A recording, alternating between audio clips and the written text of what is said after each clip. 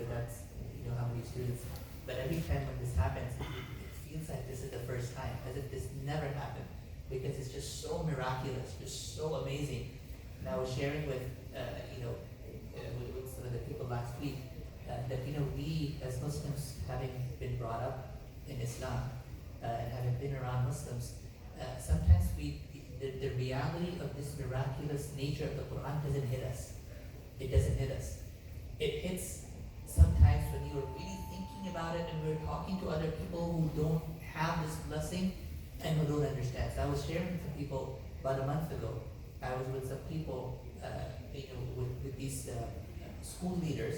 They're leaders of schools, of Christian schools, of Jewish schools, and so on. And there's a whole bunch of them. And I started talking to them about how we have this program where people memorize the whole Quran. And I explained to them that we don't accept that you just paraphrase, right? You just say the meaning.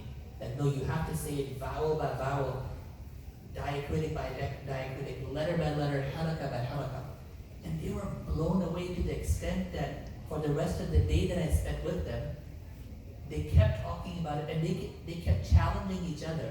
They said, can you memorize from their Bible chapters, Genesis to Revelation? I challenge you to memorize it letter by letter, and you won't be able to do it. And I said, yes, we won't be able to, because this is the miraculous nature of the Quran that Allah has given us.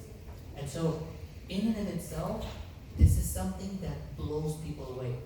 How you can memorize this in Arabic, and of course we know that only happens with the help of Allah. That's the first point. Understand that this is a miracle. What just happened right now, the reason it feels so emotional and so amazing, because what happened, this in and of itself is a miracle.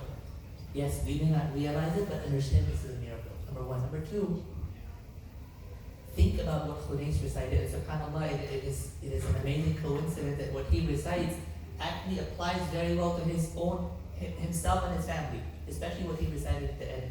The Allah Azza wa Jalla says that, follow, obey what has been revealed to you.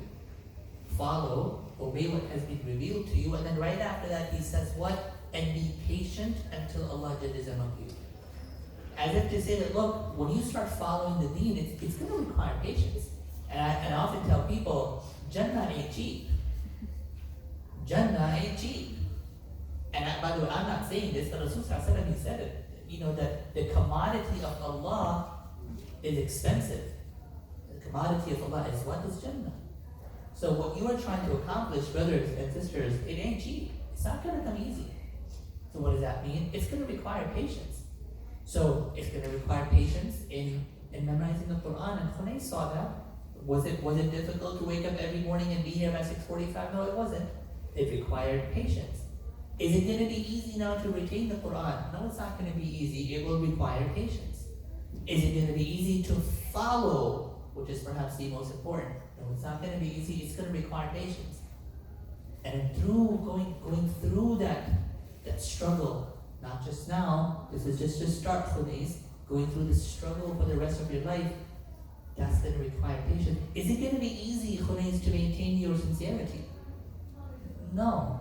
It's not going to be easy. Is it going to be easy to not, to make sure that my head doesn't get big when people call me the Imam and the Shaykh and the Hafiz and the it's going to be hard. But that's patience. And that's the type of patience in doing good deeds. We need that patience in staying away from the things that are displeasing to Allah. We're going to need that patience, Khunais, and all of us. But you see, at the end, when you go through this life, and go through these difficulties. And this is the difficulty that Shaitan brings our way when he plays with our sincerity.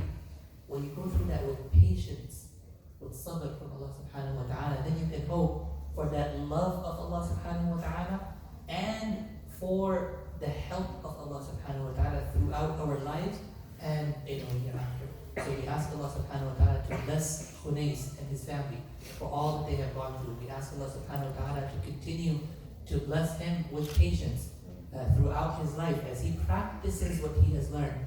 We ask Allah subhanahu wa ta'ala to reward each and every one who contributed for Khunais to have reached this stage. Of course, Allah Azza wa Jal, then after that, his parents who worked so hard, his teachers, his people who helped in his classes. His sister, mashallah, and his other sisters who for a long period of time they would drive him and drop him off, pick him up. For his peers, all of you. May Allah reward each and every one of you, his peers, who supported him, who encouraged him to keep going. For everybody who came back and attended other graduations and encouraged Khunais and all of us, we ask Allah subhanahu wa ta'ala to reward everyone for their share of what they have done to contribute for this accomplishment. And we ask Allah subhanahu wa ta'ala to bless this institution and all those people who are working so hard to keep it going. And we ask Allah to accept it from all of us. Once again, thank you so much, Khunais, his parents, his family, his peers, his teachers. We ask Allah to reward all of you. Subhanakallah wa bihamdika, la ilaha illa ant, astaghfiruka wa atubu ilayk. Wassalamu alaikum wa rahmatullahi wa barakatuh.